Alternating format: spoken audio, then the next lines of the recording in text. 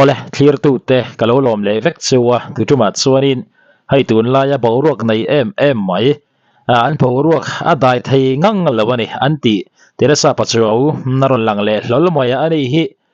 apasal teina khanin a honi aron tile tlat moya hi makhop moya mingponi second soi tam lawanga kan lu chil chho ngal dorani helai ron posa hian mau ko ngai mi lawa ma ni hole hor ka vai khat hriat na kan lo la hriat lo takin mau ro sem te si chu ni zan masa khan a mau na te ina zailu hor pa in a hole ani chu thisen a insan hlei khop mai tin Facebook a hen ron posa hei hi ama tere sai po khanin ka ho to don lo hrim aron ti khani amaro chunga tinge a hole chhan enge a thil tum niang tila ya kha sheda cha kom khop moi hei hi mi tam takina an soi zui hoi khania a story lampanga te ka ho to don lo re CCTV le enge thu thang dik lo pui om na chong ka om pe to lo wani ati bol kha a lo ni to reng mai amaro chu hei hole ti thom kha hriat tur om tlat mai eng pori sai chiang zokin kanen chho riap dor ani hei hi ama sa ama Teresa I ron post khania IG story lampanga te ron da khania hei hi chiang takin kan en photanga chumi nuwa aron post harle na a ho thu aron soina te kan en chho dor ani kamau na khuan ka ho to don lo ka du tok viawe kum som don mit tuinen ngoi rengin ka tuara ka thei to thot lawani e ka a zo mai don min vo reng hlom bok sia freedom ka nei lo ngoi ro in ti reng hi kaning ve to an rawa hian ka buai lo bok LSC kha thak ruk ani lo o diglo daka ka thak ani lo bok content react ka phal vek to e haron ti hei hi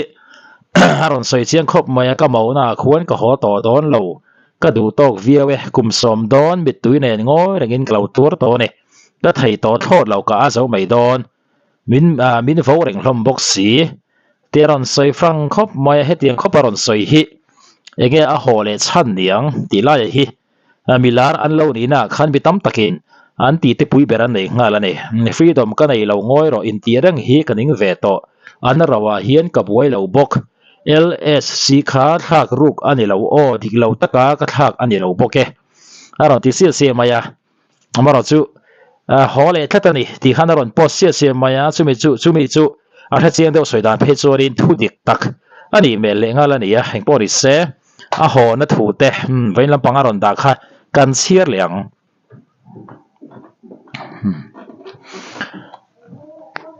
April ni som ni Sunday zan khan a hole to ani chu o a thu soi ang hian a om ngai lo zia karon ti lang vele tu hrim ani chung kwa thu khomin ro kan rel nu social media video spo kan delete nu po chong to lo tur le chung kwa in ngai dam ton ila kan ti la ya kai chuan ka ngai dam thei lo mangai hi ko ta ka king don latifan fan tu kha ania social media ka ngoi to nuwa po kan chung komi maltin a takwala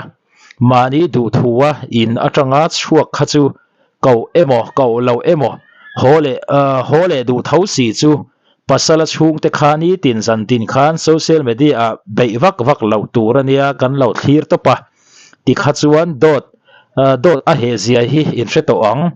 dot muhlum lakhi thudik angin asoi par thayani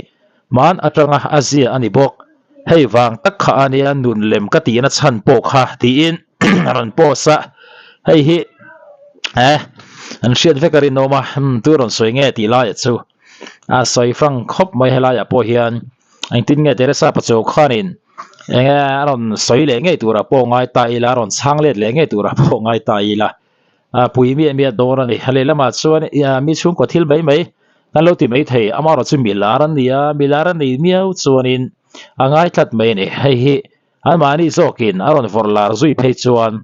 he ta YouTube ate Facebook ate alar lo thei lo ni ti hi kan hriat angai ni tunami hi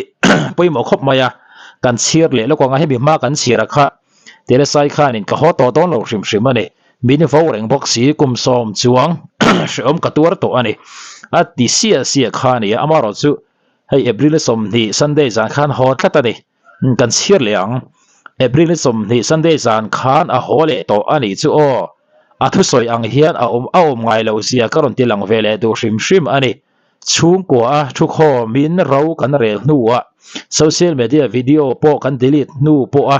chong to lo tu le chung ko ingai dam to nila kan ti la ya kei chuan ka ngai dam thei lo a mangai hi ko ta ka king don lati fan tu kha ani a social media ka ngoi to nuwa po kan chung ko mi mal tin a te kuala mani du thuwa in atanga chuak kha chu kau emo kau lo emo hole du thau si chu pasala chung te kha ni tin zan tin khan social media be vak lo tu rania kan lo thlir to pa ti kha chuan dot a he zia hi in to ang dot mu hlum lak khi thu dik angin asoi par thei ani man atanga azia ani hei wang tak kha ania nun lem ka ti na chan po kha ti na ron po sa chiang kal khop maya tu na ron soi hi boruak hi aron om le hluai ang ti te poi thil lo om takane ning po ni sela zuala a mangai pasal kan hria ari kha aron tawngchhuak ve mau maya tun chum khera hi chuan chu kan en hole don ani enge aron soi vele chiati te uluk takin kan ngai thla ho leang nghe nè ole trai potin la de ni king du lom bi mom min zau ton kan channel la lo trong to sun ti che kha ni king la nai de wa ti vet mok se mak te hello mak ki kalem kal mo ashing kha ne lo trong to su te kha bin tia zola a trong the le mai ti khati ni po trong the tak ni bin tia YouTuber han ni ve che ulai mo influencer te han ni ula kan ni ka ti lam pang bin YouTuber chu kan ni ve to thau ta ken channel te amang nei kan nei dun ta ka chuan i ngoi reng tai la min en du mi la bang tu chu karan sai ve do ni ngoi reng tai la mo min en du mi la ngoi reng vlog ang chi hau te po om ta kan nu ko channel la kha chon la ngoi reng tai la min en du mi la bang YouTuber ni chuan ngoi reng i ngoi reng la in zwa lei chong ve sen ti bok sia kan channel nei tin khan ka ngoi reng thina ka trong ngam la tu na chon hei bo rok te ka lo ngam ve deu to ka trong ve to ta tu na chon mai ngoi reng mai min te kan trong de wa trong thei lu tuk min ti le chon enge til pakhat ka soi du chu he kan ngai zon la tang in kan YouTube channel kan siama hi amangai nei hian kan lein chen ngai lo shim kan di khamin anin chen to chu ti khati anin hau lom amangai atlu an lo ti ni pon atlu ni mai kan in ti thiam lo ve thin thau ma chu bai khat mai kan lein chen la ba in chen ang po kan lein ti ngai lo ti kha min lo se chakula chuwang chuanin mi kan in ngai zon lai tang to khanin YouTube channel hi kan nei to in mi pon mak min tiam a trol po min trol na sa ni nin nei po na lei lo YouTube channel nei ve reng in chen huna in channel hi bin peru o ti po kha an tam ve a kha ho ka chu kan ron bum chia kan ron ne thal chiang khom me che wa cho mi pakhatin hi kum ngai ni nei huna ka ek ka yang ti om boka chon hei kum ni pathian zara kum ni aron ni ve chep to ni ve chep ti la aro thleng lai menga kum nga na hang karon jong chok don che ni kha pa kha chon live kha kai ti rang che ka soi du jok da chu khatiang la pa chu karon fiam thu ve de ka soi du jok da chu mi lim la hi kan mu thei lo thina hi kan nu pai jong ka soi to kha kan house lo di ka amangai hi thokre me ma kai point ka thei to pen ka sapa to di han chum don na te kan ti du na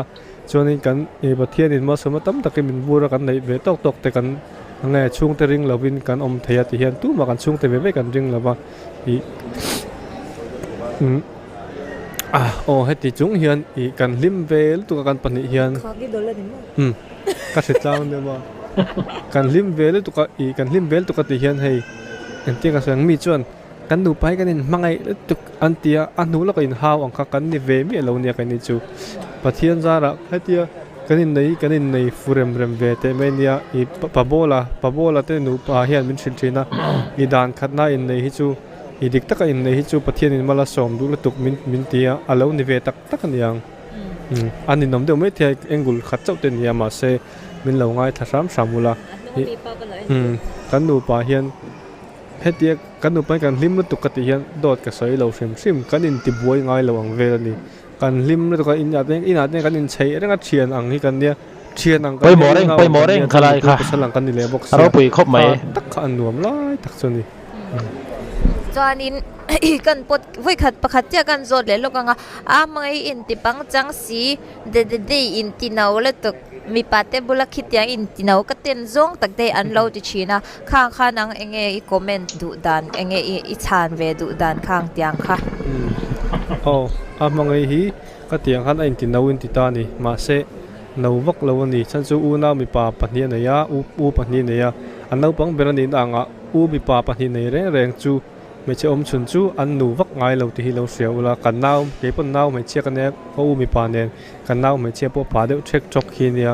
ka tiang hala mangai po hi ain ti nau mai an ti nau angin lang mai mai ya an nau mi lo a pa check chok lu to ka huna tak cham kha lo ti ro ko le jon ti ngal chat thei le hi lo lai te ti pon kha vok cho te po apek to khain lo munga ka tiang ka pa ba le drop po poi se lo nia e u ek te poi ka thiar ngai lo na ma hen thiar vek sel me ni galan thiar pe lo I ai cái ti pang chang ve chin do na hi chu cái chu nau pang ber kan ya u nau zinga hian in chung ko han kan nau pang bera chuan in pasal te ngai zong te min do tu an ni he chuan in lo in ti pang chang ve the ama ni ai nau pang du ngai zon chuan in ti pang chang thei me lo in ti pang chang thei na kan nei te hi a hlua a lom oma khatiang kha in nei ve lo ni chuan in van doi ka ti khop mai ka lom lut tuka min interview na te min chan saka wangin kalome ole ke po kani po kan lome kan hun he ta hian airport ta hian kan om re wang he grade u chungin kan rain kom ta minute nga be lai lo ni to a min lo ngai thak sak samula chuanin kan nu pang hi enton tlak kan ni katim mi la ba mara chu podcast ni mai tur nia enton tlak kan ni katim mi la ba amara chu kan nu pai kan lim ve ma nu patam takha in lo lim ve a in ko pui te ne na lim taka in hun a toy te ka tiang in mi sing hi chu kan tam rei don lawa in hun toy te kha in lo mang theu don ni lim da win in nu pa khan le ngai zong te pon ni to meng chu tun lai chon ngai zong te po hi po kan ngai zong te pon to meng chu ngai zong te khan lim takin thiang lim takin in lo in zui dial langa to pa lim takin in nei don ya bole in vai khan chat le mai galan kha ne ya ning po ni se a mangai te nu pa lim hle ni ti hriata an lom puyom khop mai poi sanga tren tro ang chi te hi hlim na ni ber lawani ti kan hri tanga ni chu ti rualin Teresa ye hole ma umai boka ani pokhan bo ro khi aron nei lian le zelang ti po hirin thaya engtin nge ni sina kan hu kha aron soidon antinan ka ho to don lo re ka mo na ina ka ho to don lo re aron ti bol khan ia moro chu hole tlat mai kha enge a chhan niang thil tum enge mo ana yem ni ti lai te kha real waron langa kha enge milaran di na te kan ti lang lo thei thin lo ni en hu dan dik tak kha comment lam panga khanin ai lo ti lang ve le anga amangai te no pa pon hlim khop mai pui chhole mi dor ni Teresa I aron puak dar le nge ponarin no ma engtin nge om zel don karon da chhole zel dor ni min hu dan dik tak in ro o ma kha I lo comment ve le thor do ne kan du tok le photam